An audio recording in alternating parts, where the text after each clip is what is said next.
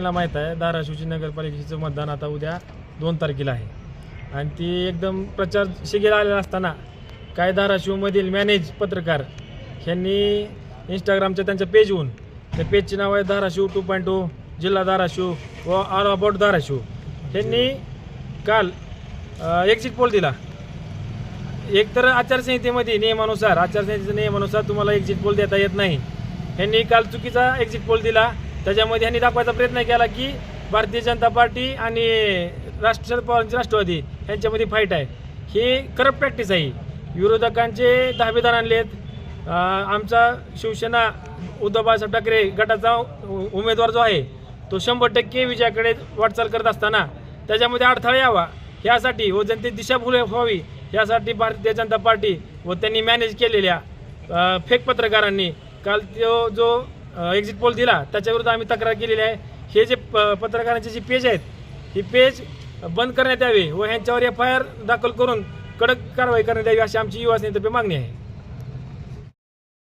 आपण पाहताय धाराशिव नगर परिषद सार्वत्रिक निवडणूक 2025 सध्या सुरू आहे आणि या निवडणुकीसंदर्भात सर्वच पक्ष आपापला प्रचार जोरानं करत आहेत। पण सोशल मीडियाचे काही पेड चॅनल असतील किंवा काही मीडिया असतील यांनी काल काय केलं की एक फेक एक्झिट पोल तयार केला आणि तो सोशल मीडियावर फिरवला।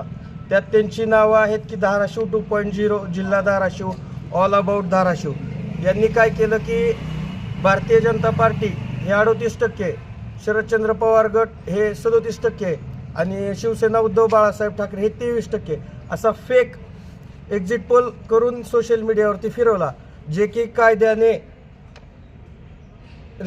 Representation of the people act 1951 अंतर्गत सेक्शन 126A हा गुन्हा आहे आणि याच्यावर कायदेशीर कारवाई होऊ शकते।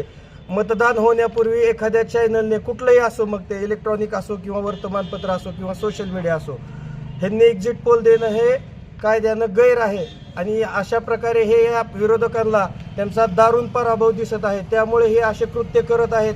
तर आम्ही कलेक्टर साहेब किंवा निवडणूक निर्णय अधिकारी जे आहेत त्यांच्याकडे युवा सेना धाराशिव व काही मतदारांच्या वतीने तक्रार दाखल केलेली आहे। आमची अपेक्षा आहे की यावरती योग्य कारवाई होऊन त्या चॅनेलवरती किंवा त्या सोशल मीडियाच्या पेजवरती योग्य कार्यवाही व्हावी। काय आश्वासन दिलं? कलेक्टर साहेबांनी त्याची मार्किंग केलेली आहे त्या पत्रावरती आणि पुढील कार्यवाहीस तो सादर केलेला आहे।